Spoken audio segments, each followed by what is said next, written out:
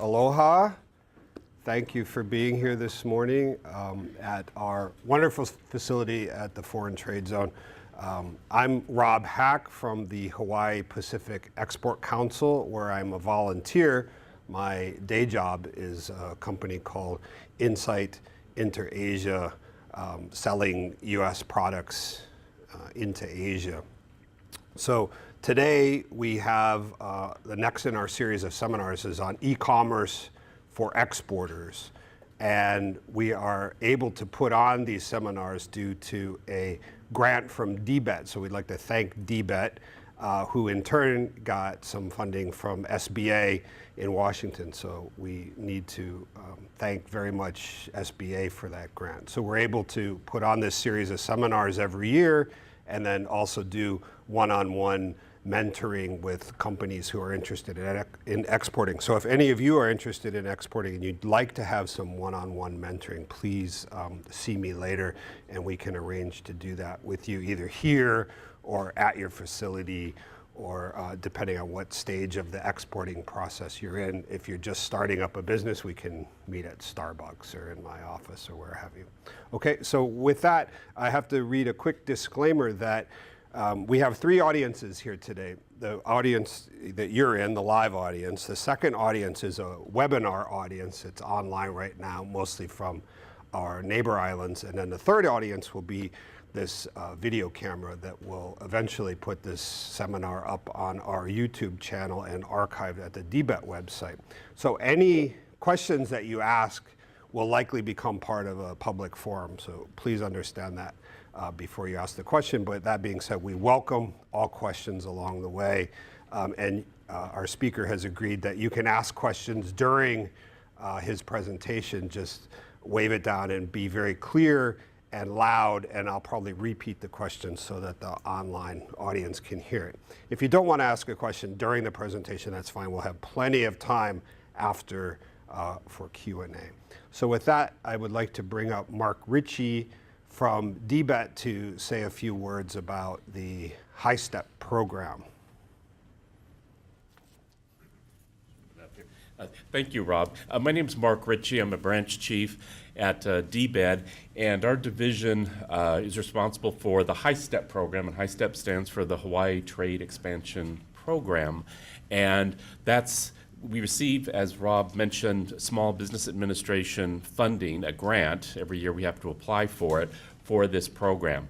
And the program we've put together tries to be sort of a comprehensive program. And this is one aspect of it, which is these training seminars on exporting that we've contracted out with HPEC to run. And we're sort of looking at all aspects of exporting. And then also part of this, if you go in and on our website and you actually apply to the High Step program, you can also receive individual one-on-one mentoring about your export plans and things. So the training and mentoring is one aspect. We also have another component, which is our Hawaii pavilions, where we take groups of Hawaii companies overseas to trade shows and also international shows in the US. And if you take one of the flyers out on the table when you enter during the registration, you'll have a list of the various Hawaii pavilions we'll be doing. The largest one we do is the Tokyo International Gift Show called TIGS, and we take about 60 to 70 Hawaii companies into that show, and it's in September.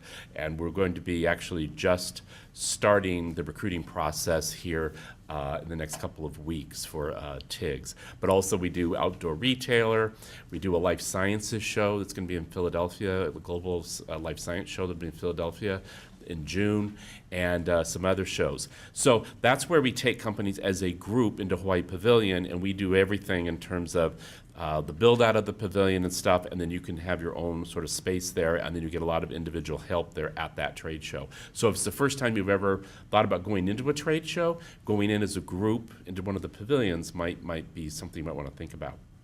And then the third component is we actually give individual company assistance, particularly for companies that are not going into pavilions, but let's say your market is another type of trade show where we're not having a pavilion. You can actually apply for individual assistance up to $7,500 to try to defray some of the booth costs, trade show costs, and airfare and things. We do that on a yearly basis, and so that process is now closed for this year, but towards the fall, we'll put some more stuff up on our website for the next round, provided we do get another SBA grant for this. So we try to make this program comprehensive from very new companies, beginners, all the way to more advanced companies, and also HPEC. Some of our partners are HPEC on the mentoring, Hawaii Pacific Export Council, SBDC, Small Business Development Center, Joe Burns there in the back. We also work with Innovate Hawaii. Aaron's here, Funichi is here, and let's see, Patsy Mink Center as well. I don't think we have any from Patsy Mink here today, but they actually help on one-on-one business consulting and things. So if you have any questions, feel free to ask me, and then also Selma's in the back there also from DBED. And thank you very much, Rob. Thanks, yeah. Mark. Again, DBED is a wonderful resource for companies looking to export. Compared to other states, I think our Hawaii government resources are fantastic, including Department of Agriculture. So if you need assistance, please reach out to any of these organizations, and of course HPEC will help you along the way as well. I wanted to just point out, as I mentioned earlier, this video will be part of our archive on the YouTube channel, and we go back about 4 years now on all kinds of topics here. Some are extremely specific, such as marketing in Japan. Others could be country specific, such as exporting to Canada, but there's many topics you could look at here. Our next seminar will be on contracts for exporters in April. I believe that's April 14th, but we can confirm that later. And then I also wanted to point out that I have a bi-weekly, every other week show on the Think Tech Hawaii channel called Exporting from Hawaii, and there's plenty of more export-related information on here as well. So with that, let's jump in and introduce our speaker today on e-commerce solution for Hawaii's exporters, and that's Kanzo Nara. He's from the Q.P. Web Design is the name of his company, and his other organization is the I Do Web School. He has a tremendous amount of experience working with people who are looking to build bilingual or multilingual websites, particularly looking to sell from those websites. So I invited him here today to speak about e-commerce for exporters because I think he's probably the best person in the islands to address these kinds of topics. So again, he'll give a presentation. Please feel free to ask questions along the way, but if you don't want to, at the end of the presentation, there'll be plenty of time for Q&A, as well as the online audience will be typing in their questions or texting them to me as well. Okay, this is a very exciting topic. People are always interested. It changes compared to some other topics. Say export finance doesn't change a lot from year to year, maybe over 5 years or 10 years. Legal aspects doesn't change that much every year, but e-commerce probably could change monthly. Certainly year to year, there's new technologies or new developments in the market and foreign markets that are different. So it's great that we do this type of seminar, this topic, at least once a year. So we're very thankful to have an expert like Nara-san here with us today. Good morning. Thank you for having me here today. As Mr. Heck mentioned, my name is Kanzo Nara. Thank you for the very kind introduction, by the way.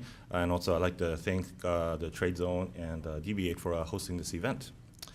As mentioned, we will be talking about e-commerce solutions for Hawaii exporters to Japan today.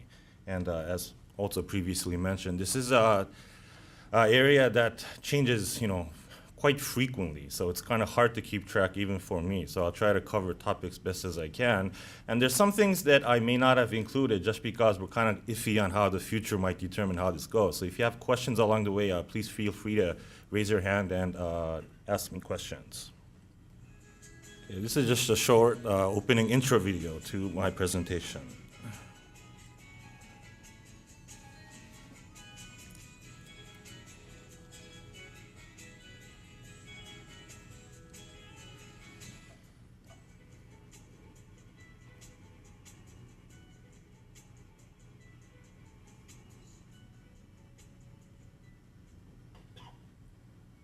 Okay, as mentioned, I am president of Q.P. Web Design. Also, I'm founder of I Do Web School, where we teach and train people how to make websites and market websites.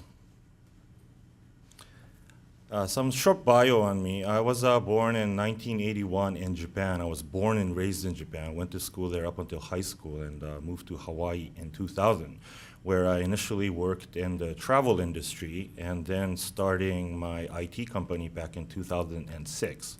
So I've been doing this since 2006. I've started up the I Do Web School, where we teach and train people how to make websites back in 2015. Some of the clients that we handle are like the Hyatt, Starwood, UH Hawaii. Recently we do JTB, USA, Tokai University, Yellow Pages, Japan. Websites like the Hyatt and Starwood are actually very interesting because they have 60 to 80 merchants within their hotel properties. So we have websites in English, Japanese, Chinese, and Korean displaying all the small merchants within inside the property.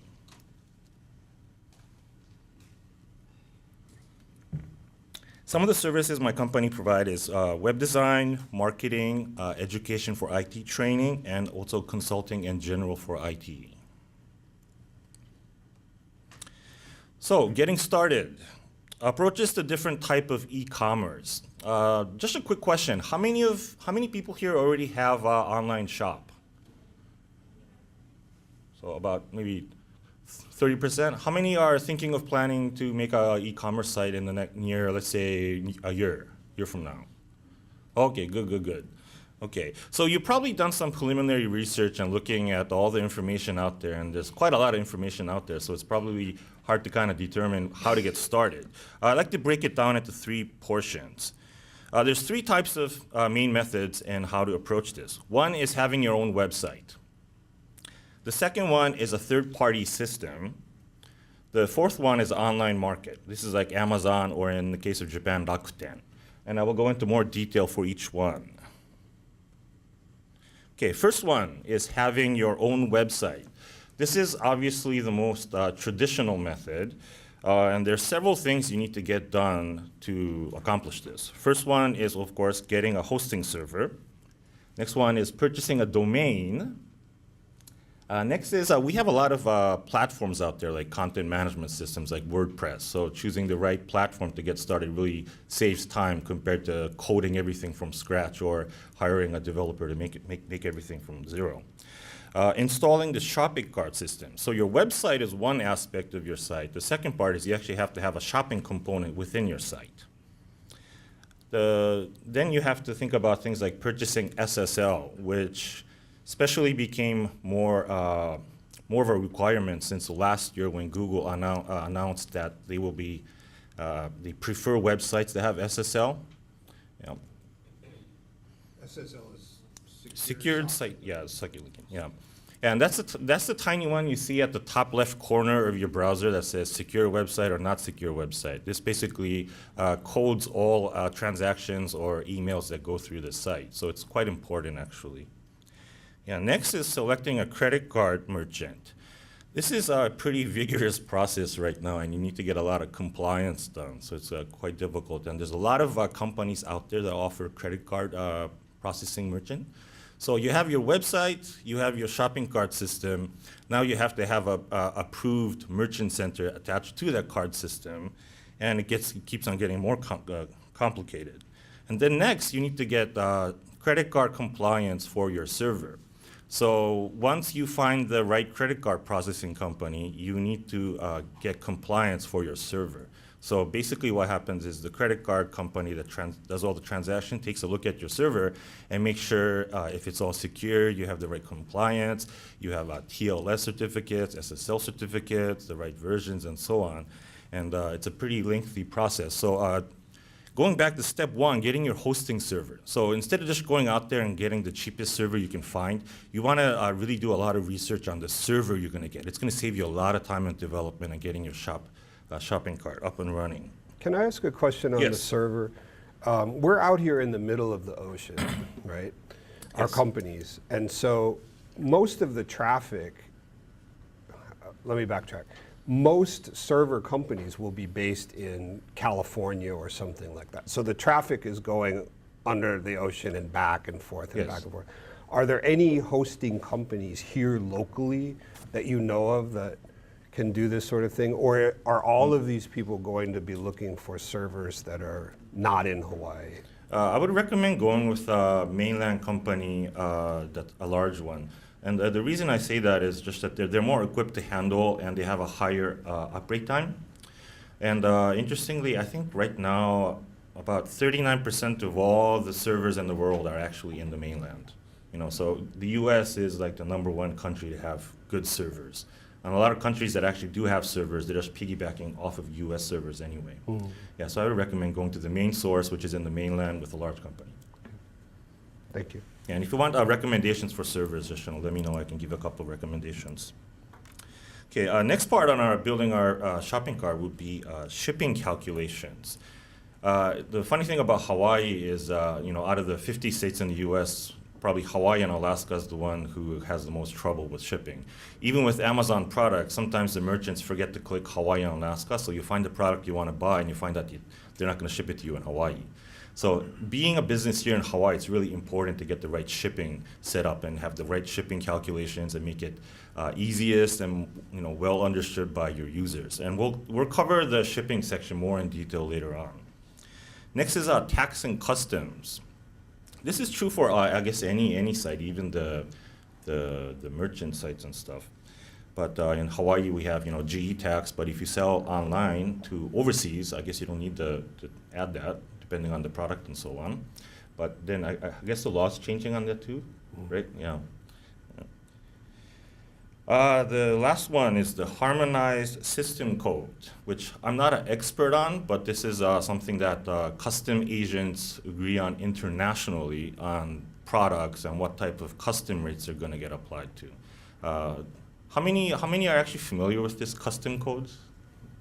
Oh, okay. So you've probably searched the database and tried to find your product, and I'm not sure how often they update the database, but it's kind of hard to find the specific category for your target. But this is an interesting database to take a look at, and if you have a lot of product and a lot of different categories, you definitely want to take a look at this. Your shipping company can also help you figure out that. Yes, that's true. Yeah, there's a lot of good resources out there now. Okay. Second one is a third-party system. So the first one was developing your own website on your own domain on your own server. This one is a third-party system like Shopify, where you're on somebody else's server. You basically just set up an account and they take care of all the security and credit card processing. And this is probably the easiest place to get started, is this option 2. It's relatively simple to get started. First of all, you just have to set up your account.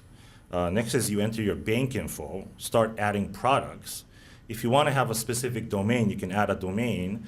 And for international shipping options, they have a very good resource where you just kind of click on it and add a product, weight, dimensions, and so on. And the rest is kind of taken care of by USPS and FedEx, which is also integrated with their system. So it's very easy to get started here as long as you enter your product detail.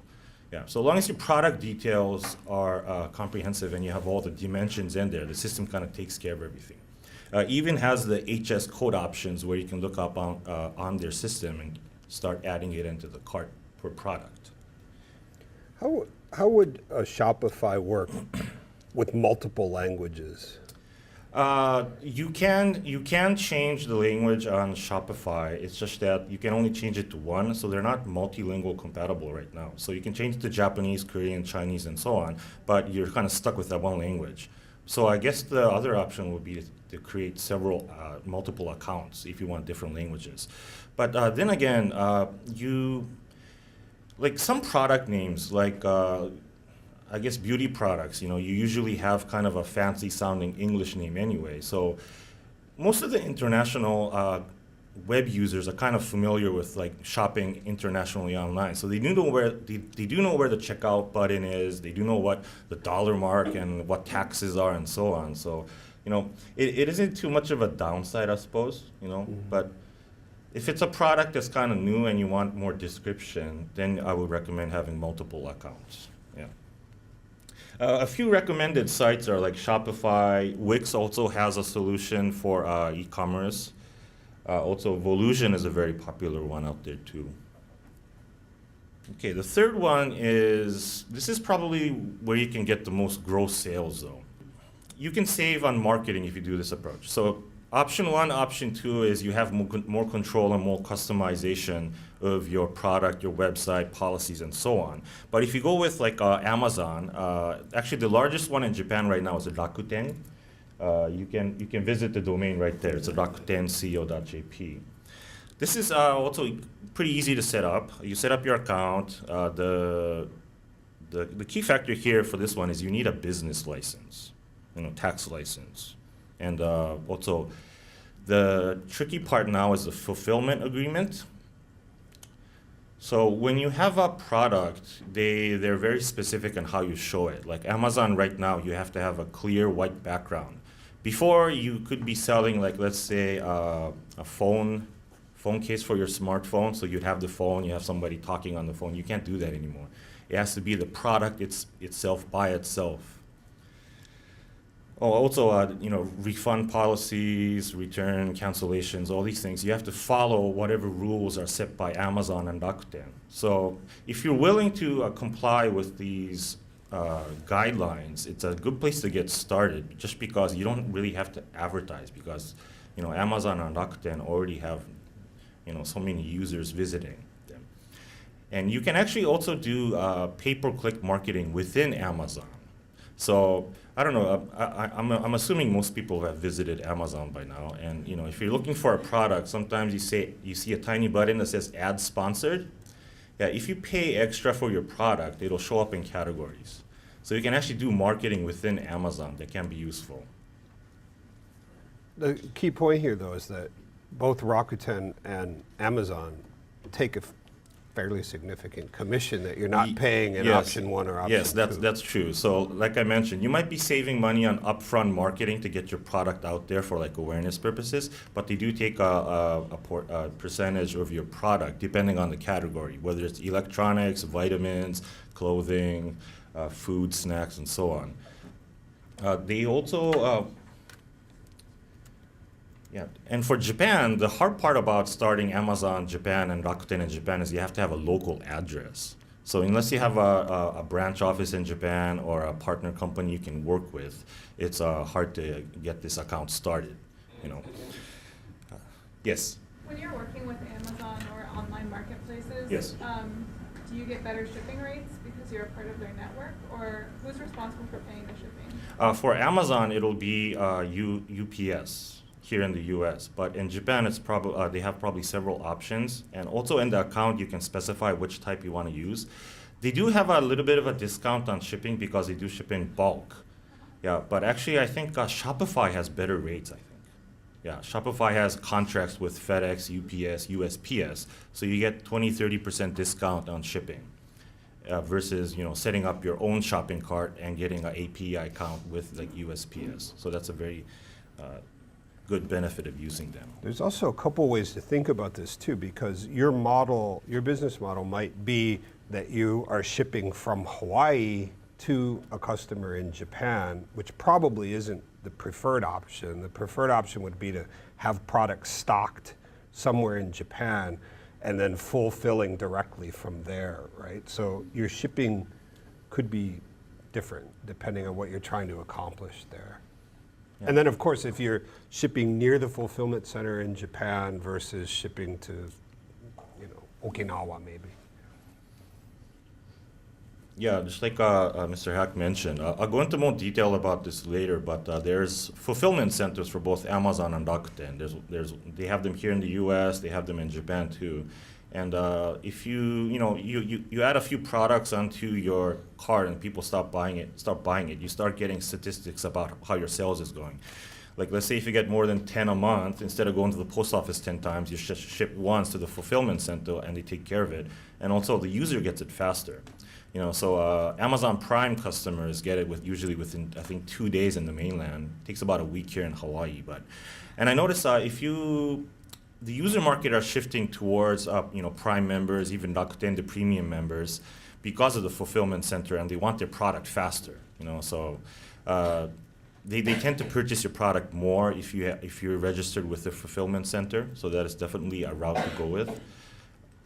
And I will cover the fulfillment center more in detail. My experience too is both are very good platforms, there's no question, but Rakuten tends to charge a monthly fee whether you're selling anything or not, whereas Amazon tends to just be commission oriented. So that's all, you have to look at these things very carefully to figure out which one of them suits your model better. And also Rakuten has quite a few different package plans to set up, so it gets kind of confusing. So but when you're confused, just start at the very bottom, the cheapest one, because most of the time customer service, they're happy to upgrade you, but they're never happy to downgrade you. So just start at the cheap one, and then if you need help, they'll be more than happy to upgrade you.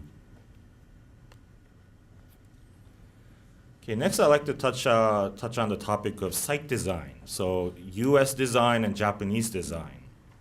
So I guess, basically what the consumers want and what they're used to looking at. So understanding the Japanese web consumers is, I like to boil it down into two sections. The first one is heavy content. Japanese consumers like special offers and package deals. So many products are also seasonal, like fall, spring, summer, so on.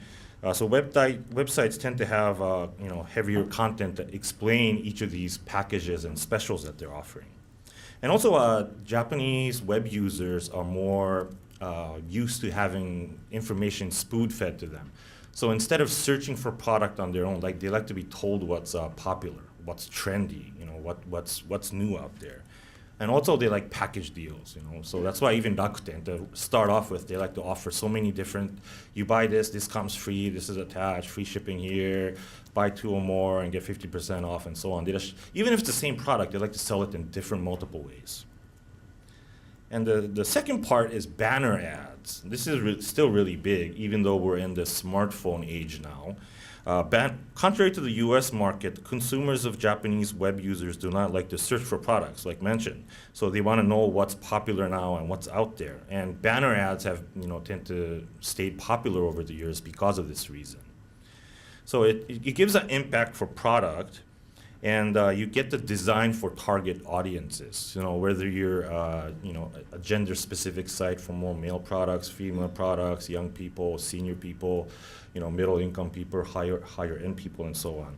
So by using the banner ads, let's say your website is kind of plain and simple. You want to kind of keep it for the general, consumers out there, but specific plans you want to kind of make more target-oriented for specific markets. That's where kind of banner ads come in. Okay. First, I'd like to show you a few examples of the Pizza Hut website internationally. This is the US Pizza Hut website. This is a little bit old, but it's a good example. You can see at the top that the navigations are real simple. You got your pizza, pasta, side orders, and a really easy to understand call to action button, start your order. You got maybe one, campaign here of a special order, and that's basically it. And, I'm sure everybody's kind of seen this website at one point. So this is a typical US website. You have clear navigation, maybe one special offer, call to action to get your consumer to engage in purchasing your product. One more sample. I'd like to show you the Saudi Arabia web design. This one, it gets even more simpler. You have, just a few navigational options there and your call to action right there. They want you to just, start your order right away. Not really going into any detail of specials or campaigns or so on. Okay, now we'll take a look at the Japanese Pizza Hut website. Oh my goodness, look at all that information. Yeah, so for the US market, it kind of gets overwhelming. You don't know where to get started, you don't know where the navigation is, you don't know where to order. So let me break it down. Okay, here is the navigation. And even the navigation has main navigation and sub-navigation. So you got 4 main navigations and about 8 sub-navigations. Then you have these 4 sidebar navigations. You have, what's this? It's like a coupon campaign section, this is a banner ad, by the way. So you got design here, text here, and so on. Another banner ad, another banner ad, another banner ad. And these banner ads actually rotate. If you click on the button, they start sliding. This is also popular in Japanese website, is become a member. Japanese love to have you become a member, and they give you incentive for this. They give you like 100 free points, 50% off your first order.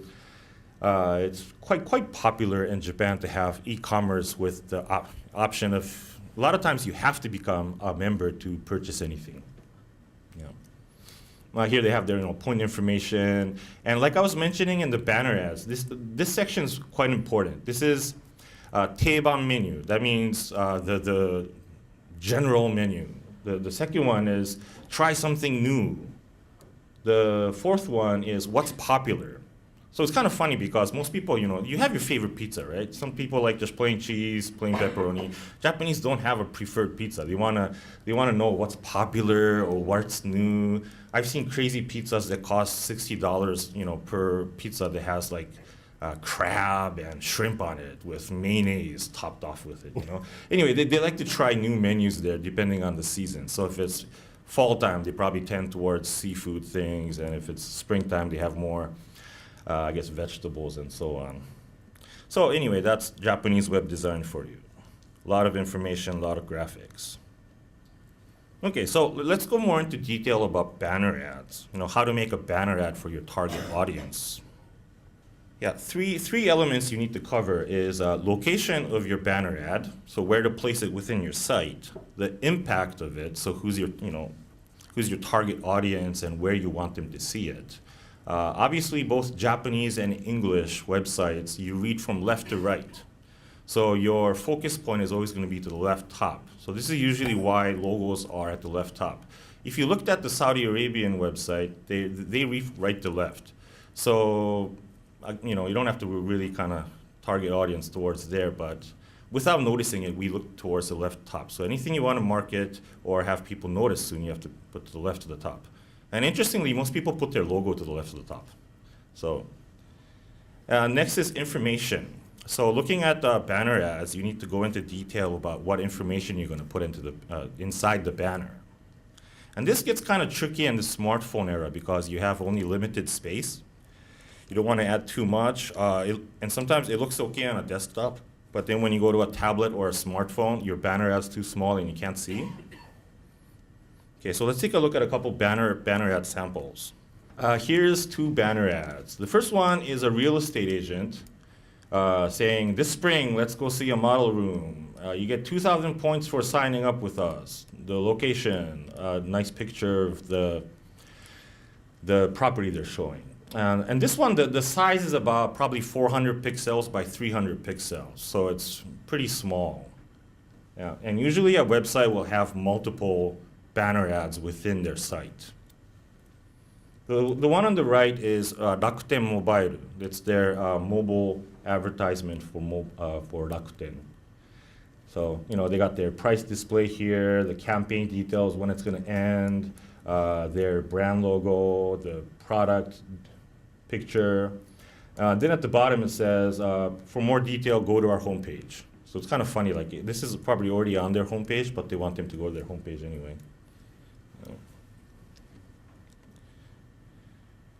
Okay, demerits of banner ads. I personally do not like making banner ads. Whenever my customer wants me to make a banner ad, I usually, try 99% of the time not to do it, just because. First of all, it's too small for mobile. 400 pixels by 300 pixels. Once in a smartphone version, it's going to look pretty much like your fingernail size. It's too small to read anything inside them. And even with high quality design to make a different version for your smartphones, it's still just too much information for a smartphone. Okay, also you have to design these quite frequently. So like the other one was a campaign for springtime. So you need to make a new one when it comes summertime. So you have to keep on updating different banner ads. And also, you need to track data for your banner ads, which one's popular, which one's successful, which one didn't get that many hits, and so on. So it's kind of like doing analytics twice for your site. You have analytics for your general site, and then you have analytics for your banners options inside your site. Yeah, so that's why I don't like doing banner ads that much, but the Japanese market does like it. You know, when you looked at the Pizza Hut site, you can tell. Okay, next, I'd like to get into shipping and taxes.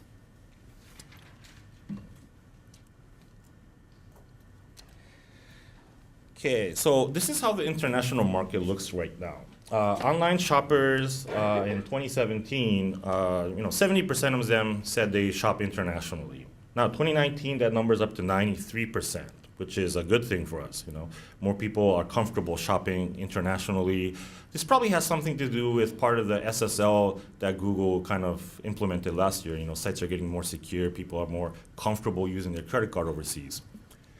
The average spending, this is kind of interesting. People tend to spend more on international. This probably has to do with a little bit with shipping too, but domestically, average shopping consumers spend about $122 per transaction. And internationally, they spend $147, which is 17% more. So usually international shoppers are looking for something they can't find where they are locally. So they're more comfortable in spending that additional, and they appreciate the product more. So that's why we get the increase in international sales there. One of the things that I harp on to clients that we consult to here in Hawaii is that the Japanese market is ripe for taking premium made with aloha, made in Hawaii products to Japan, and that our companies here shouldn't be shy about the fact that their products are more expensive for just this reason. It's already baked in to the marketing model that it's going to be more expensive, and the customer understands that.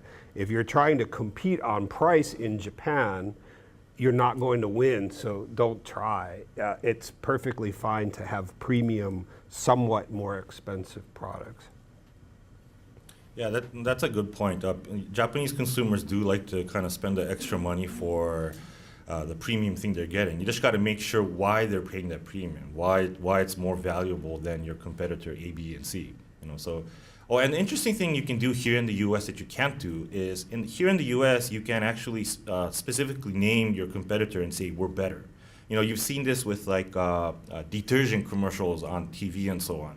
You can say better than so on. Or I've seen water filter company saying they're 99% better than, what was it, Pure? Yeah. Yeah, Pure. So you can do that here in the US, but you can't do that in Japan. So that's a kind of a marketing technique advantage you have, because in Japan they make that illegal. You cannot name your competitor and say you're better than them, even if you can scientifically prove it. Here in the US you can. So that's actually an interesting method of marketing you can use. Okay, the tricky part about shipping and taxes is it gets too complicated. And this is a graph prepared by the PD Bao's organization on being transparent about your fees. So this is the reason for abandonments during checkout. So you're successful in marketing your site, your users come to your website, people start selecting products they want to purchase, then they go to the checkout option. This is the most important part. Over 60% of people drop out in the shopping cart because extra cost is too high, shipping and taxes.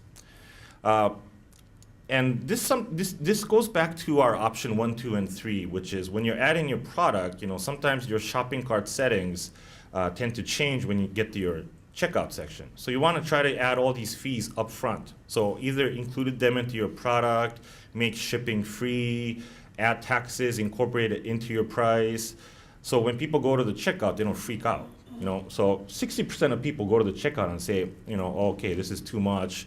I'm buying a $10 product and I'm paying $28 for shipping. I don't want it. The second one is the site wanting me to create an account. This is something that kind of gets tricky with the Japanese market. They are kind of used to being told by the website owner to become a member, otherwise they can't go to the checkout screen. And people do this for marketing purposes. They want names, email addresses, so they can send out future campaigns. I would recommend not doing this. You don't want people to kind of be forced into becoming a member of your site just because it's convenient for you with your email address. You can actually get their name and email address anyway through their checkout process on your shopping cart. So you'll have that information anyway. And right now, it's not illegal yet, but people who do purchase and give you your information on your site, you can email them in the future with information, coupons, and so on. But this may change in the near future for personal information acts. So other ones are, too long, complicated checkout process. I couldn't see calculated total order costs. Website had errors, crashed. I didn't trust the site with my credit card. This is the SSL portion probably. Delivery was too slow. This is something we in Hawaii have to kind of be careful, but it's not like we can, have the planes fly faster or anything, but we want to specify, more of when they're going to get their product. Return policy wasn't satisfactory. This is probably important when you're buying something over $50, and even $100. Because if they don't like it, they want to return it, and they want to make sure if shipping is covered, they get their full amount back. I think clothes fall into this category more than other things, meaning you get the wrong size. Yeah, definitely. Yeah. There wasn't enough payment methods. This is probably more of a U.S. thing, because here in the U.S. you have PayPal and so on. They have PayPal in Japan too. It's just not that popular, Yeah, and the last one was the credit card was declined. I think that's the user, right? Yeah. Yeah. So that's 4%. I'd like to just stay here for a second, because I think that these two are things that we can control. If I've done this myself, my own consumer behavior, if I've seen a product that say it's $50, I need some sports equipment from the mainland, it's $50, but it costs $50 to ship it to Hawaii. I say, oh no, I'm not going to buy that. But if they'd have just put $100 free shipping, I'd say, oh yeah, that's a great deal, right? So we have to think about that, how we do this, that the trend is very much, and of course it's affected by Amazon, but the trend is very much towards free shipping. So bake that into your pricing and somehow work on free shipping, whether this is an export-oriented seminar, so we're talking about sending to foreign countries, but even if you're sending product to the mainland, really work on that free shipping issue. Sending to Japan is more complicated than sending to California, but not that much more complicated if you have a good relationship with your shipping company and you understand the process fully. Japan is a very stable country with a very stable economy. The taxes, the import, customs fees don't change very often. The only thing you would have is small fluctuations in the currency. But if the Japan market is important to you, you will figure all of this stuff out and understand it, so that shipping product to Japan just becomes as second nature as shipping it to Kansas City or shipping it to Maui from Oahu, right? It's not that complicated once you understand the process. Sorry. Yes, yeah. Free shipping is very definitely a good incentive for your consumers to purchase your product. Amazon actually came up with an interesting method on their Amazon Prime section. Is they have really cheap products, let's say like under $5, but you can't buy that just $5 and have it shipped. So they say you need to buy 2 or more or 5 or more. So it's a $5 product, so it's cheap anyway. So you buy 5 of them, then they give you free shipping. So you can't even add it to your cart by itself. So if you have a cheaper products and you don't want to, but it's not worth your while to ship a $5 product spending $8 shipping. So you want them to purchase more, and the consumer tends to purchase more because it is cheap. Okay, next we're going to tax and customs. Well, this is something we really can't do anything about. Besides lobbying our government officials to kind of work on trade agreements and so on. So we need to comply with the proper tax and custom forms. So for taxes here in Hawaii, we have GE tax and so on. And the HS code that we mentioned before, the harmonized system code. This is something you want to add to each of your products, whether you have your own shopping cart or using a system like Shopify. It's a huge database with a lot of information on there, but you want to search through it and try to find the best fit for you. You're not going to find the exact product category for what you're looking usually. So I had a customer recently who was adding facial cleansing oil. And of course, they didn't have a category for that, but they did have one for healthcare oil. So we added that category. So you just want to make sure you want to add the closest category you can find. I've had customers who kind of played around with this and it kind of burned them in the end. They were also, you want to declare the proper price when you're shipping. I had a customer who was sending $400 products but writing down 40, took off 10 each time he was sending. And the customs internationally, especially in Japan too, they're going to do random checks. So they're going to, and they know these companies have websites. So what they're going to do is they're going to open the product, look at the customs declaration form, check on the website and make sure that product is really that amount. And they're going to do this randomly. So, don't try to, wiggle your way through this. You're going to get caught eventually. And then what's going to happen is they deliver the product to your customer in Japan. The customs officer is going to follow with the post office guy, and he says you need to pay $180 on this product because it wasn't declared properly. And then the consumer is angry. They're going to write reviews all over the place on your website, and you're going to end up losing more money. So be honest about this, and don't try to do anything too shady. Okay, this is a breakdown of understanding all the costs that will apply. So you need to break down what how your consumer is going to view your product when they're in the shopping cart, and also you need to make sure you're making the correct amount of profit when you're posting to your website. So starting off with, you have the cost of product, which is in this case $12. Packaging, and this may vary depending on your product if it's fragile or whatnot. So you need to figure out exactly what one box, one envelope is going to cost you. The actual cost of shipping. This kind of gets tricky with the shipping method because some people might prefer the USPS, FedEx, and so on. So you need to make sure, depending on the setting of your shopping cart, what kind of cost of shipping is going to charge. Handling charges. You don't always have to do this, but sometimes, depending on your product, you might have to go the extra mile to, put the bubble wrap stuff inside and so on. So you might add like a handling fee thing there. Duties and taxes, pretty straightforward. Credit card fee, 2.9%. Your profit margin is 50% in this case. Total price comes out to be $56. So interestingly, $12 product, the consumer is going to end up paying $56 to get the product shipped to them. Yeah, so the middle section, this packaging, cost of shipping, handling charges, duty taxes, credit card fee, profit margin, and so on. You want to try to consolidate this as much as possible, whether it's in the product itself or your shopping cart system that adds free shipping if you purchase more than $100. You want to try to eliminate this as much as possible for the user, but not lose money when you're shipping. You don't want to keep on shipping and losing more money the more you ship. So, and shopping cart sites like Shopify, I'm sorry I keep on mentioning Shopify. I was just, been using Shopify this past week for a customer. So they have a shipping calculation section, so you can add your dimensions on your product and make sure you get the right shipping for this option and so on. So you want to try to utilize these tools out there before you just kind of say, oh, okay, I'm going to charge $5 for this package and be done with it. You don't want to do that.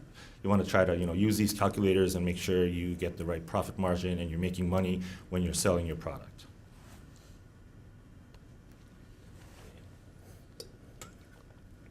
Okay, where and when are my customers looking for me? 83% of all web users are on smartphones. And when I say all, it doesn't mean they're on all the time. I'm saying the first preliminary search you do is 83% of the time on your phone. So you want to keep that in mind when you're setting up your product display on your shopping cart with information, content, and so on. Okay, so web users in Japan. Web users in Japan are a lot different than here in the US. First one is, when they're using the internet. A lot of them use them in transit. When I mean transit, they're like commuting to work, going back from work, school, and so on. And Japan, in the metropolitan areas, they don't drive that much, so people use public transportation, and you spend a lot of time on your phone. If you ever been to Japan and ride the subways, you notice that a lot of smartphone users have that additional battery packet with them. It's called lithium denchi, so lithium battery, right? They have a backup battery with them for the day because they want to be always connected to the internet. But once they're at work, unlike here in the US, Japanese companies are very strict on where you go on the internet. A lot of companies actually even have restrictions on your internet. So they specify only specific websites you can go to. And you go to some companies, to do a Google search, you need to go to your manager. You're not allowed to use a Google search within your computer. So here in the US, we're kind of lax about that. You can try to kind of search for something online, right before your lunch break, or even probably while you're working. You think of something and you do a short search. Nobody's going to really, be looking over your back saying, hey, you can't go to that website. But here in Japan, they're very specific. So you need to know when your consumers are looking for your products. That being said, your attention span of your users is a lot shorter. So people are going to be searching for you while they're waiting for a bus or a train or inside the train. So you have a short time frame of delivering your content and information. Another one is, during lunchtime. This is I do consulting for a web company that does international matchmaking for women and men here in Hawaii. And this is something that even on your phone, some things you might be kind of shy or timid. You don't want to be looking at a weird anime site on the train, where everybody can kind of see what you're looking at, right? You also don't want to go into too much personal things like, nose plastic surgery, things like that, So this kind of, depending on the industry you're in, you need to think about when and where they're going to be looking at. Yeah, so that's something to keep in mind. So, and also for the female audience in Japan, they like to kind of show and share things. So depending on that, lunchtime is a good time to do that actually, especially on smartphones. So if you're doing a pay-per-click ad, you can specify what time your ad gets displayed. So in my case with my client, we focus a lot of our budget on displaying ads from 11:30 to 1:30, and they got about 75% of their traffic during lunchtime, compared to keeping it on for, let's say, 18 hours during the day. A lot of them focused on lunchtime, and we had a very good feedback for that. Similar to Hawaii, Japan doesn't have daylight savings time, so the time is always fixed. It's easy to calculate what time of day it is there. Yeah. And evening is kind of same, internationally. People, have more time in the evening to search for things. The only difference is, at home after work, but they're not going to turn on their computer because they have their phone with them already, so they're going to be searching on their phone. Okay, next one is creating a landing page optimization. So let's say, we've made our website, we got our shipping products all set up, now we're going to be in the advertising portion. And we have a web user come to our website. First thing to keep in mind is you only have 2 seconds to grab their attention. 2 seconds. And I think this is probably going to get shorter and shorter in the future.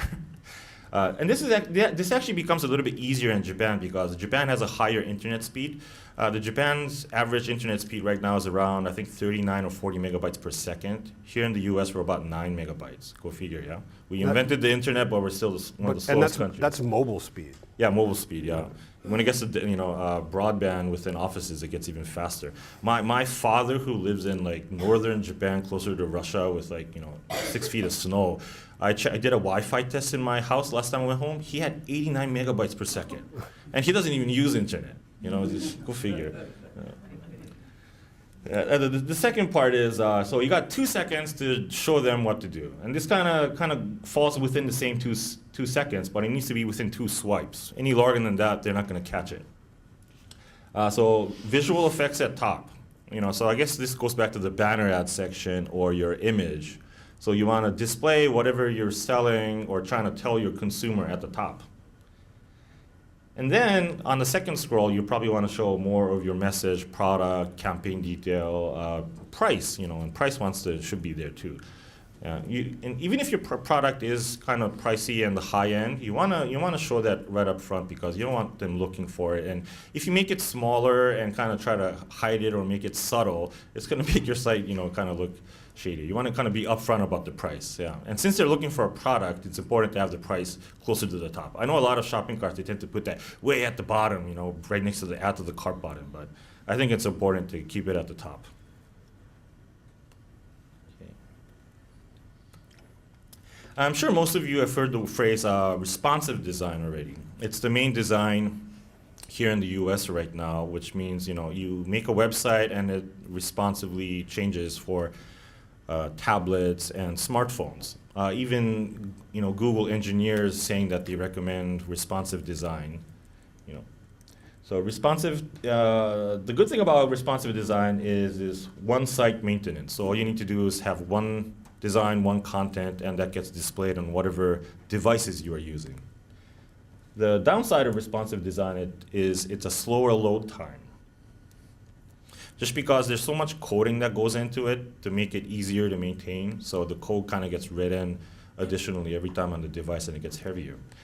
Adaptive is something here in the US we don't use very often, but it is a different file displacing system. So you basically have one website displaying 3 types of files. So you have one desktop version, one tablet version, one mobile version.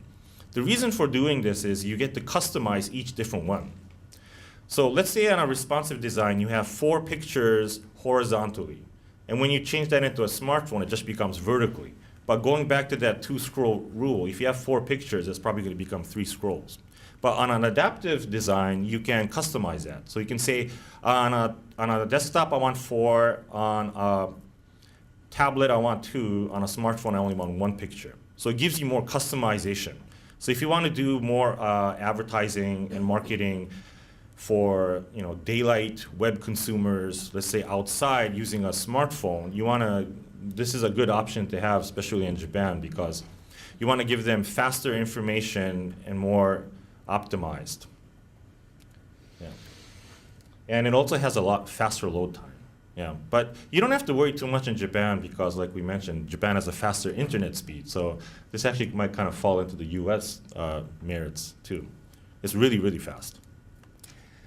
So as a whole, when it comes to design, your customers are busy and they have short attention spans, very short. So you gotta tell them what you want to tell them in a very short amount of time. So we're talking about seconds here, So keep that in mind when you're making your product, website, and so on. Okay, now we got our website set up, we got the products added, we figured out our shipping, we want to go into marketing. We want to get more people to find our website. So how to do that properly in Japan? Okay, 3 types of marketing for websites. This is probably nothing new, you've all probably heard these. There's a PPC, which is pay-per-click, which is Google Ads, and in Japan we're working with Yahoo Ads, also called Yahoo Sponsored Search. Facebook, Instagram, and banner ads. In Japan, this is still popular. You can go to large portal sites and they advertise for you within the site. Like one of the large successful websites in Japan right now is called CookPad. It's a recipe site that has over 6 million users per month. A lot of female audiences there from around 25 all the way up to 65, and they get huge traffic. What the revenue source they have is you get to advertise within their site. So when you search for a recipe, about 4 recipes down, you get to place an ad there. Yeah, so this might be effective when you're trying to target your audience to a specific place. Also, usually when you're cooking, you got extra time, you're home, and you have more of a longer attention span compared waiting for a bus outside. So it's a very effective way. So depending on who you want to sell to, you might want to do a research on this and try to find a good portal site to advertise with. Yeah, they are a bit pricey though, keep that in mind. Next one is SEO, search engine optimization. In Japan, SEO will is a bit more tricky to do. We'll go into more detail about that, but here's an interesting thing. Did you know that 30% of all the blogs in the world are Japanese? That's crazy, right? Yeah. Japanese love writing blogs about any topic. And interestingly, my wife likes finding these strange blogs, right? And my wife found one where this lady was writing about cleaning products within love hotels. Crazy, right? Such a small market, but she writes a business blog about cleaning products and how to clean love hotels. Yeah, and she goes into strange detail all the time, but she just loves reading that blog. That was last month. She'll find something new this month. So, yeah, sure. I should have brought the link, right? Yeah, I should have. It would have been an interesting one. Yeah. So anyway, it's a good way to make a fan base. So you write interesting blogs, and also how blog marketing works is if you have a following, let's say you publish a new blog, you get probably 100 hits that month for that one specific blog. The second month, it's going to drop off and become 5. But then after that, you're going to get like 3 views each blog. So the more blogs you write, you're going to keep on adding that 5 viewers every month, 5, 3, 5, 3, so on. So if you write 100 blogs per year, that's 3 times 100, 300. So you get 300 new viewers. So you want to keep on adding new content, especially about your product, service, company. They like to know who's making the product too. That's a very a popular method of, especially if you're kind of into design, like clothing, jewelry, and so on. You want to kind of describe your design process and so on. Yeah, that way it gives them more detail to the product. Instead of a lot of the shopping carts, when you look at them, they're similar in the structure of content. You got your dimensions, you got your price, you got your return policy, and so on. But the blog is where you kind of get to add more flavor and more color to your product. So it's a very recommended way to do marketing. And plus, it's free. You get to do it on your own. Yeah. And since you're the professional in your industry, people can't, copy that information. It's your original content. Next one is natural content. It's the same thing of what I was saying. You don't want to. I've actually, believe it or not, I've had a client who was writing really good blogs, and they were getting a lot of traffic, and I was wondering why. It turns out they were copying and pasting from Wikipedia. They were just copying entire sections from Wikipedia and posting it onto their website. They got shut down eventually, but yeah. So you want to have natural, good content that's originally yours, and also product detail. Then social networks marketing. When it comes to SNS, everybody has one. So just posting random things on here is not that effective anymore. When I mean SNS marketing is kind of the pay-per-click marketing within social network. So like Facebook and Instagram, you have the same advertising system. So if you have an account and you post something on Facebook, you can pay additional money to have your post viewed to your market audience. And the interesting thing about Facebook is Google has general information about their web users. Usually they know their gender and about if they're in their 30s or 40s, but that's about it. Facebook, you can go into more detail. You can advertise specific location, age, gender, and so on. Before we leave this, I'd like to make a quick comment. One of the things I like about Instagram for our Hawaii companies is that I try to consult the people to build up the made in Hawaii, made with aloha aspect of the product or the service. And Instagram is a great way to do that with one quick image with the beach and the palm trees and the blue skies. And that's what people in Japan are buying from you, is that whole experience. And it also goes back to what Kanzo was saying about your story behind the product, your story in the company. Your personal story is in the marketing, and that should be reflected in the product, and it should be reflected in the images that you're portraying and the pictures you're showing out by social media and on your website. So I feel like there's a lot of opportunities for our Hawaii companies to use social media to get the message out there, because the images of Hawaii are so positive, right? Yeah, that's a very good point. Web users' attention spans are getting shorter and shorter. So, text content and text advertisements you can't read that in 2-3 seconds. But an Instagram picture, they can see right away. You know, so I've seen Instagram ads, specifically for Hawaii. Let's say for like Hawaiian jewelry, you have a beautiful beach in the background and a tiny piece of a ring about this big sitting right by the beach. But 95% of the picture is about the beach, and you have the tiny picture of the ring out the front. But everybody wants to see the pretty beach, so they click on the ad. You know, so it's definitely a good way to market is, you know, use visual aspects of what makes Hawaii beautiful. Okay. Next is keywords in Japanese. Probably Japanese, Korean, and Chinese SEO is the most difficult in the world, just because you can say one word in 4 different ways. You know, and you know, like let's say for this one, ryoko, which means travel in Japanese, right? You can use the Latin letter to write in write like this in ryoko. You can use hiragana to write ryoko, which is this. You can use katakana to write ryoko like that. You can use kanji to write ryoko. They all mean the same thing. It kind of gets very tricky. So you want to figure out which one to use, when and where. It gets even harder when for trends. In Japanese, they like using a lot of English words, French words, and Latin words that sound cool and kind of trendy, right? One thing they like to use a couple years was financial, which is financial in Japanese, right? Recently, some marketing guy came up with a different way of saying it and started calling it financial. So if you can tell the difference, it's the same thing. They just spell it a little bit differently because it sounds more cool. Yeah, so there's a lot of trends involved in Japanese keywords and marketing, and it's hard to come up with the proper one to use it. You want to use kanji or hiragana if you're using the correct popular trend. So even if you write a blog, let's say about, you know, ryoko, right? And your keyword density is about, let's say, 9%. You use the word ryoko in there. But instead of using the kanji, you use this. So you write a good blog, but you use the wrong word.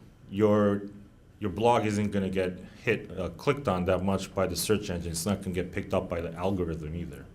Yeah, so it's a very hard language to do SEO. So, you know, before you start writing a blog topic or whatnot, you want to make sure you know, you're using the right word. But obviously, when you're writing in Japanese, you probably have a Japanese speaker with you. So you just want to make sure they know which word they're going to use. And sometimes the professional term isn't the right one to use. This is also the same in English too, but sometimes the layman term is something people use more often. So you want to make sure you're not being too professional. Otherwise, people aren't going to search for your blog and find it. You want to make sure that your new client is looking for it.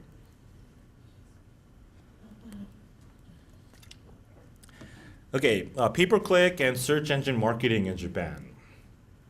The first one is time of day. You can do this for Google and both Facebook too. Is you want to specify what time of the day your ads are running.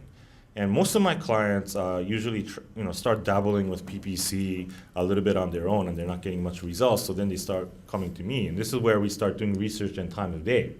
Let me give you some free advice on when to advertise.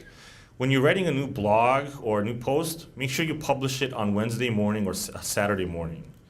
This is something that's come up internationally, that people have the most time on Wednesday morning, because Monday you're just kind of got into the office, getting everything done. Tuesday, you're kind of finishing up the emails you forgot on Monday. And then Wednesday, you finally got some time to kind of figure out what you're going to do for the rest of the week. So you start reading some stuff a little bit on Wednesday morning. But make sure it's Wednesday morning. And when you're dealing with internationally, make sure it's in Wednesday morning of the market you're looking at. Yeah. And Saturday morning is because you have time, and it's before the Sunday papers come out, so that's when web users have more time to read content. Next is location and region. Most of the time when you're doing international marketing, people just do countries, or let's say here in the US, you do California and Hawaii. But you want to be more specific, because web users usually are more in the rural areas. Like, if you try to target stuff in Tokyo just because there's a large population, you can kind of tend to lose out, because you can pretty much find anything in Tokyo. It's a huge city, like Tokyo, New York, and London. But if you drive like an hour away of Tokyo, you start getting into rural areas, and people actually have a higher online consumer rate when you go into the countryside. Yeah. This is also true. Like I heard this is a couple years ago, but the highest percentage of online shoppers are actually in Scotland. Yeah, yeah, just because there are not that many stores nearby, so they tend to do a lot of their shopping online. So instead of just marketing towards the large populations, it's something to keep in mind because, you know, if you get repeaters who like your product and keep on buying it, you know, instead of having 10 people just in Tokyo, it's nice to have, you know, one guy out in the countryside who buys your product 20 times over the years. You know, it makes more sense that way. And obviously, you know, gender and age, you want to make sure you're marketing towards the right gender and right age. Yeah, I had a customer of mine who sells baby products who was marketing towards men by mistake. Yeah, they were getting a bunch of 50-year-old men looking at their website and they couldn't figure out why. Yeah, so you gotta make sure you're targeting to the right audience. This is something that only Facebook offers, but you can add income. Like I also do a lot of consulting for real estate agents here in Hawaii, and obviously, you know, when you're looking at a Japanese market who is going to be buying property here in the U.S., you're looking at a specific income bracket, probably over $100,000. So that's something you can do in Facebook. You can try to target the high-end audience, or even you can even target, you know, younger audiences. You know, so part-time job workers working from the age group of 18 to 22. You know, you want to sell a product that's under $10.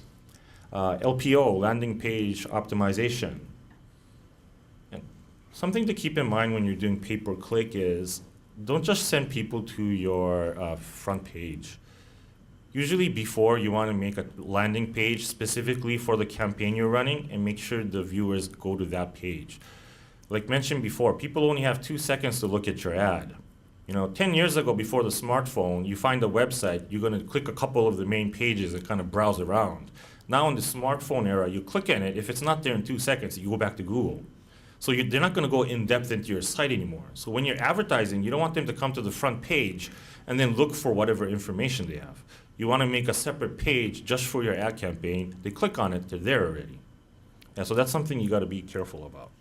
And the second one is load time, which kind of factors into the LPO. So if you have too much content on there, your load time is going to be slow. You're going to end up paying $3 to Google anyway, but then your load time is so slow that people are going to back up. And you already paid $3 from somebody not visiting your site. So you want to keep it brief, short, easy to understand, and fit your time frame.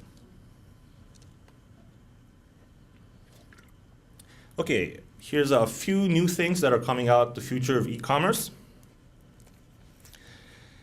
First one, fulfillment center, which we kind of briefly touched before. The second one is currency converters. The last one is business admin apps. So fulfillment centers. This is a picture of the Amazon fulfillment center. So what happens here is, you know, instead of shipping each time per client, you send a bulk stock to Amazon fulfillment, and you have to pay for them keeping your product there on a monthly basis, but it's very reasonable. I think it's usually, you know, 50 cents, $1, $1.50, it gets bigger. And what happens is, you know, our order comes in, they actually have these big armed robotic machines working in the back that pick up the boxes. There's very few people working in here actually. They place the box on the conveyor belts, the barcodes are very specific where they go, they get scanned and they get shipped out. So very fast, very efficient. They get to work out deals with UPS and FedEx to lower their costs because they deal with such volume. Yeah. This is a complicated topic in and of itself because it just depends on how much you're willing to pay the fulfillment center to do this, right? For some products and companies, it's very useful. For other products, it really will eat away at your margin. So Yes. I'll leave it at that. Yes. Are there any 3PL providers in Hawaii that exist? Well, the fulfillment center needs to be regionally placed based on where the consumers are. So like even when you register with Amazon, they have, I don't know how many they have a lot of fulfillment centers. But let's say the first time you set up, you send a couple boxes to Philadelphia, Chicago, and LA. The second time you place it, they're going to tell you to send it to Texas. So they have an algorithm that figures out where your products are going to get shipped out the fastest and probably their stock capacity. So every time you're sending your fulfillment order to someplace different. You know. And outside of Amazon, do you have recommendations? Oh, like in Japan, there's a lot. Like I know even Kuroneko Yamato has one in Japan. Rakuten has a big one that they're working on. So they're regionally placed. Probably in Japan they have 6 to 8, depending on the region. So probably within 2 days of shipping area they try to cover. But that would be if you were shipping through Rakuten or Amazon. What if you're shipping through your own? You can directly contact them to get contracts too. Yeah. So you don't have to be within like Amazon Prime or Rakuten. There are other fulfillment centers that operate just specifically for small, mid-sized companies. Yeah. Okay. Next one is a currency converter, which is I've always had my clients ask me this for years. Is like I want to display my product in yen. This is a very tricky thing because it fluctuates all the time, right? And depending on your credit card and when you process your batch shipment, you could pay today, but your batch goes through tomorrow. Your credit card processes it Friday. So you can say it's 100 yen today, but by the time the transaction goes through, the yen is like 92 yen per dollar. You know, so it's hard to do. But there's a few companies out there that came up with a method of doing it. They're still working on integrating it with your shopping cart, so it's not going to be hunky-dory on your shopping cart, but you can give them the option to use this to kind of get a feel of how much it is. But you need to let your user know that ultimately it's the credit card company who timestamps the transaction as what date and figures out the conversion rate. It's not you who's selling it. So it could be $100, but by the time it gets processed, they could be paying about $97. Yeah. But you don't lose money or anything on it if you use these systems. One of the popular ones out there is 2Checkout. Yeah. We made the website last year for the Gannemono convention, and we had visitors from Portugal, Mexico, Chile, Japan, all over the place come, and even Canadian native Japanese come. So we needed a system where they could pay in different currencies, and we used 2Checkout to process it. Yeah.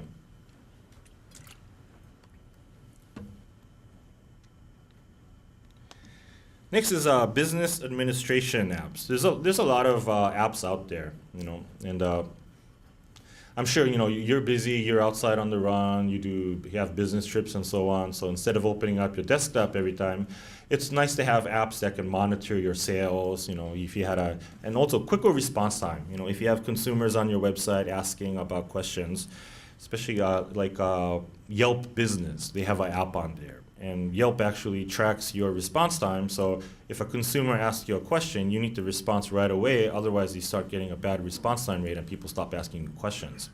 But it's a nice thing to have. So you want to see what's out there, what's integrated with your website or your merchant center, and see what's out there. Like even Amazon Fulfillment, they have an app out there. So you can track what orders came in, what's going on, and so on.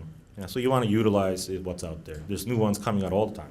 This is an interesting topic, though. I want to interject that if you're going to set up your online shopping system or your online marketing such that you are serious about Japan, or this could be any other market, but let's just pick Japan, you better be ready to be able to answer a question that's going to come in Japanese, right?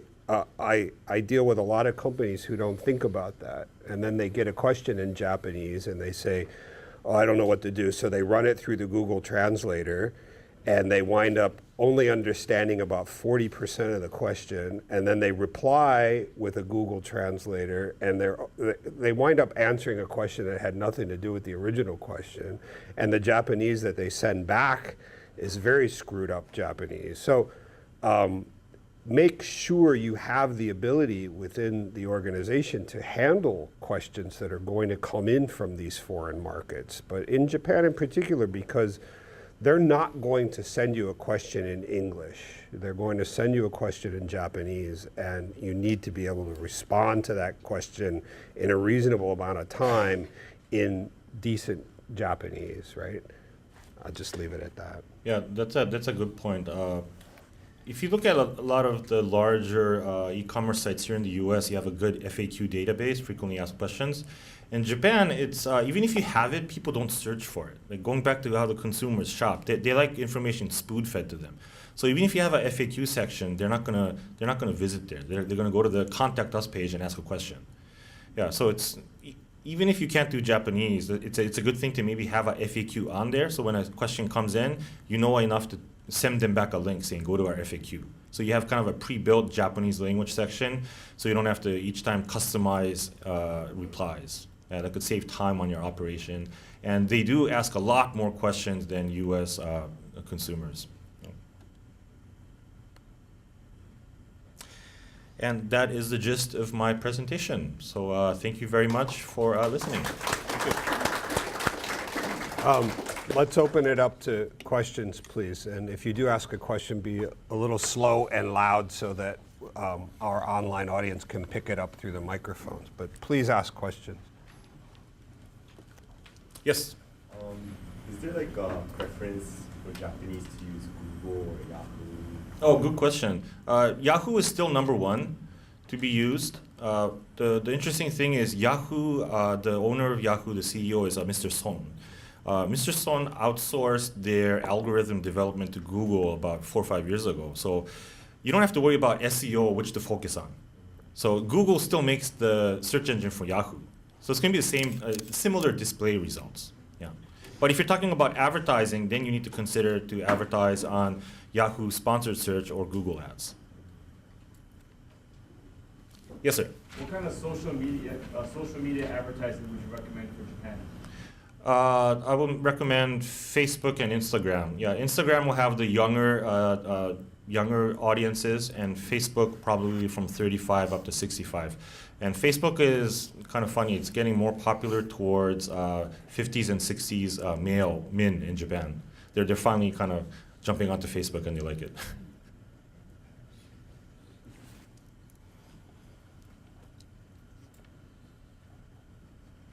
Yes. So for the selling from Instagram, Yes. connecting the shopping cart. Yes. Is it Shopify is the only one right now, or Wix will be able to do that?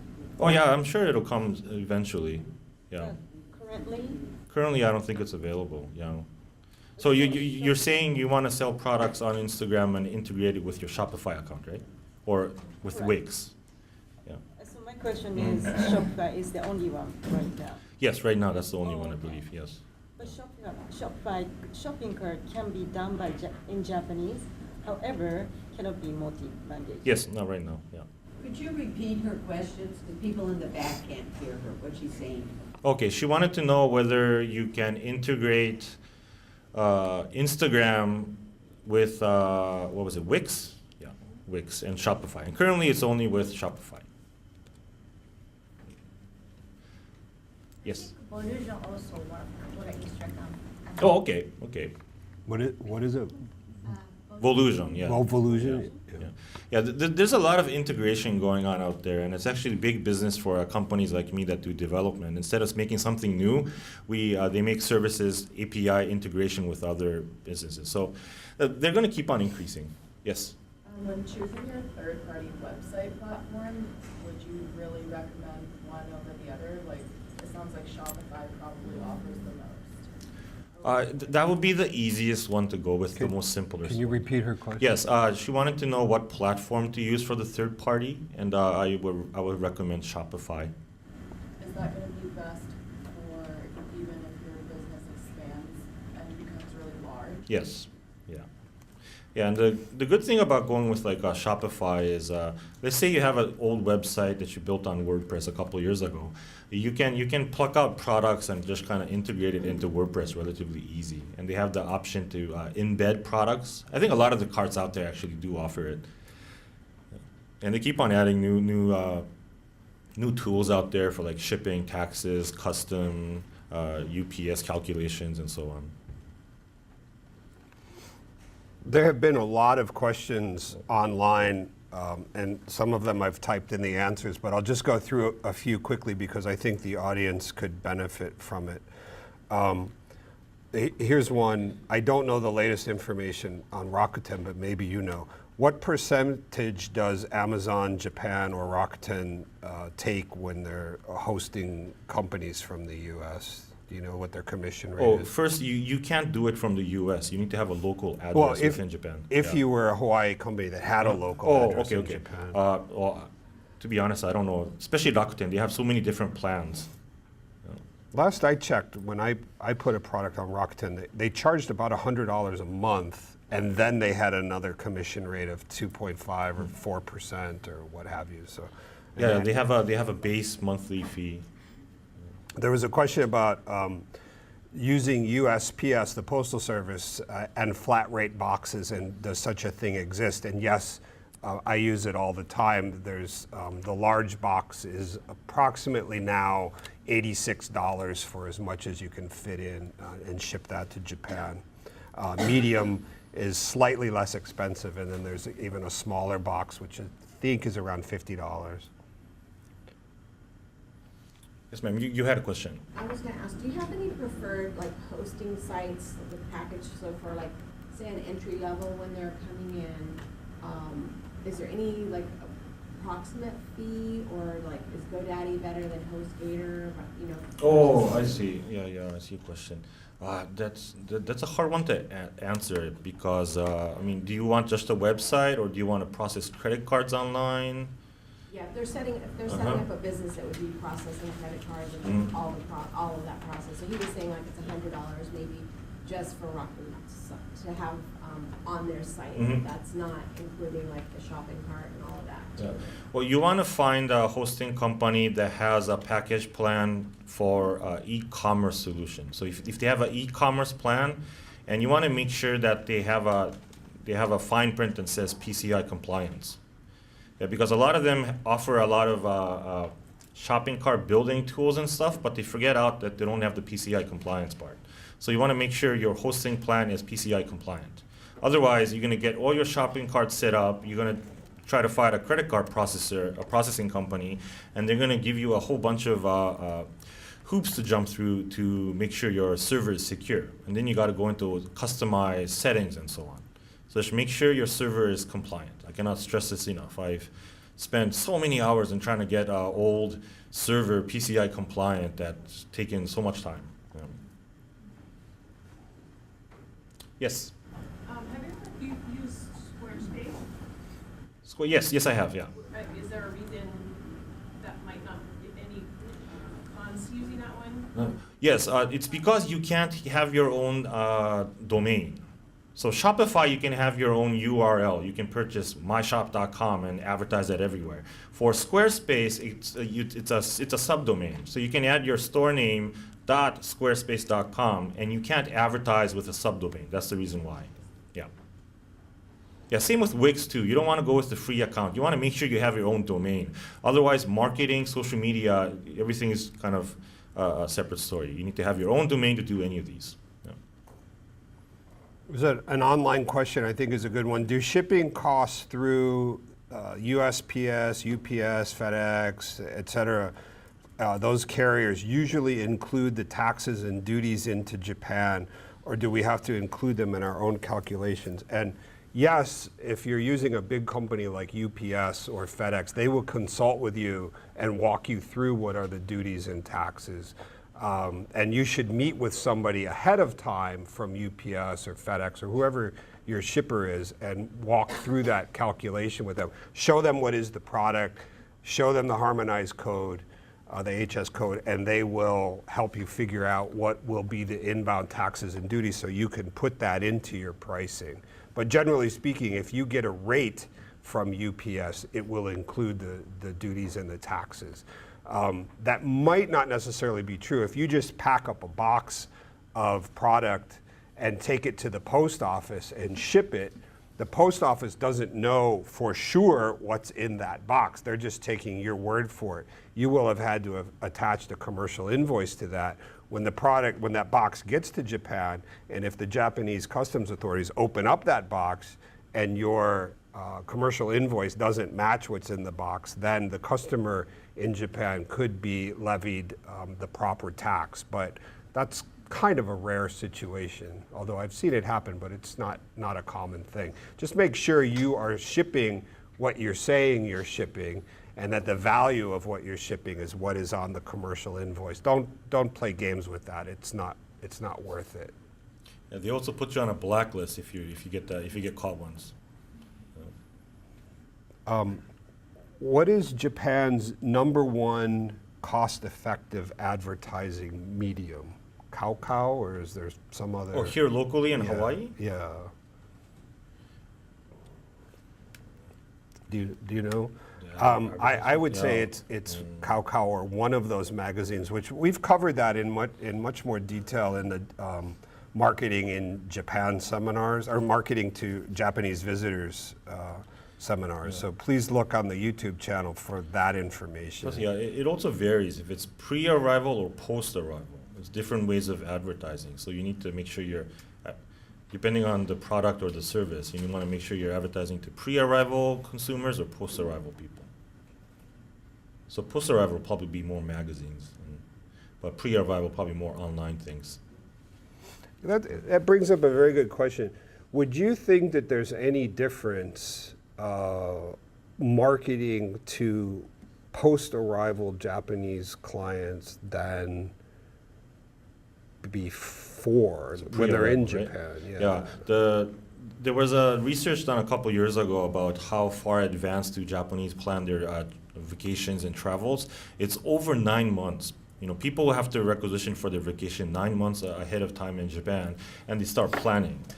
But here in the U.S., you can request a vacation. I think the average is about 30 days. Yeah. So your boss. We have nicer bosses here in the U.S. and compared to Japan. So Japanese like to plan out their travels a lot more when it comes to hotels, travels, restaurants, so on, and they like to make sure all the reservations are in place. So you want to make sure you advertise to pre-arrival customers, more. I would say yes. Does the Japanese consumer in Hawaii prefer to purchase here and take it back, or purchase, find a product here that they like, purchase online and have it shipped home? I'd say the second one. They like to have their product shipped home. Yeah, and I've actually known people who come to some of my clients that travel to Hawaii frequently. They always have to buy omiyage, which is gifts to take back to their office. They actually pre-purchase it before they leave for Japan and have it ready at their office. So they tell their coworkers and colleagues, "Oh, I just got back. Here you go." But in reality, they actually have their gifts before they even leave. That's another topic that we've covered extensively in the Marketing to Japanese Consumers seminar. Please look for that, because there's a whole section on omiyage and how to handle that. I think that that's a fantastic opportunity for companies here, and we need to do a better job at it. The reason I was asking about pre-arrival versus post-arrival is that if you think about yourself as a tourist in a foreign country, you most likely don't have a data plan. So that's why we often see Japanese visitors walking around, not just Japanese, but walking around, looking at maps and things, because they don't have data and they can't use their phones except when they're in a Wi-Fi zone, right? So we need to think about that. How are we marketing to those people when they're here? It's different than marketing to them when they're on a data plan, right? We have to really contemplate that, and I've been working on a model of how to do that more effectively. But it's complicated, right? You can imagine if you're a tourist and you go to Japan, you're walking around Japan, you probably don't have data because it's egregiously expensive, and you're looking for all the free Wi-Fi spots that you can hop into and get back and load on your phone and look for the map. And then once you leave that Wi-Fi zone, you're sort of on your own again, back to the old days with a paper map and walking around, right? So it's complicated. So we really need to address that in our marketing models. Yeah. The Japanese carriers have been working to get data plans for the tourists. I think last year we had 1.5 million Japanese, a little bit over 1.5. And they all have their smartphones, just depending on the carrier. They piggyback off of the systems here in Hawaii, but usually it's a lot slower. So GPS kind of goes out the window because your GPS pings every 30 seconds, and it's not going to really take you to where you're going on real time. our phones actually, T-Mobile has an interesting plan where it's free overseas on specified countries, and only thing is that it's 3G free. Right. Yeah. More questions? Please? Yes. Yeah, so the Japanese website and the US website, Yes. the design was very different. Yes. Japanese one was very crowded. Yes. I personally don't want to see, but the trend Yes. is shifting something like US because they have a short attention span? Or? Yes, that is correct. And also they're shifting towards smartphone. The version I showed you was both all desktop versions. So in desktop you can cram more information in, and usually desktop means you're sitting at your desk, so you have more time to look at it.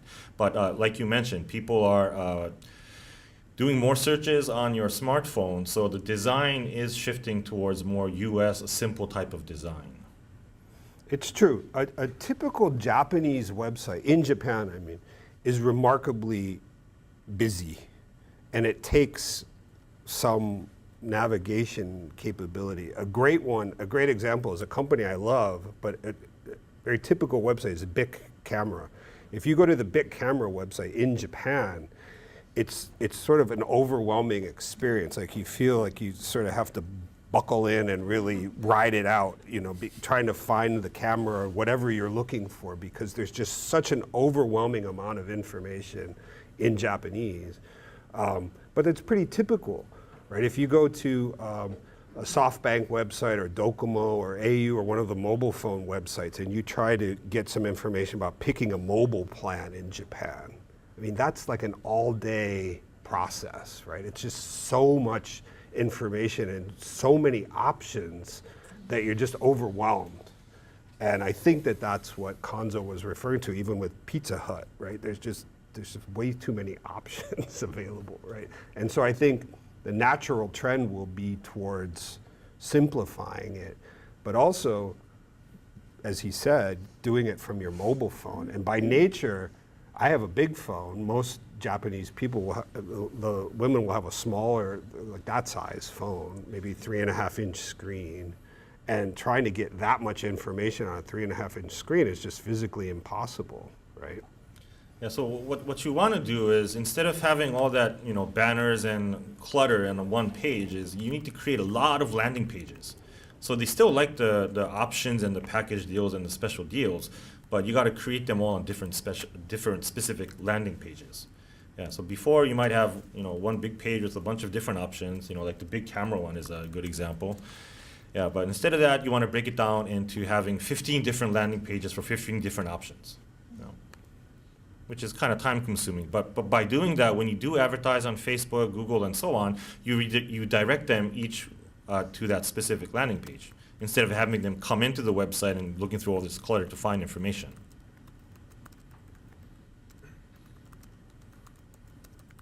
Sorry, I'm typing in answers to the online audience. Any more questions? Okay. Well, let's thank you very much, Kanzo. Do you have Meishi in case people have questions? Yes, I brought some pamphlets and a business card, so if anybody wants my contact information, please let me know. Yeah. Thank you very again. much. I hope this was helpful. Please remember our next seminar is on contracts for exporters. That'll be very interesting, April 14th, I believe. But please check the Hawaii Pacific Export Council website for all of our upcoming seminars. Thanks again to DBET and SBA at FTZ9 for this wonderful facility, and we hope to see you again soon. Mahalo.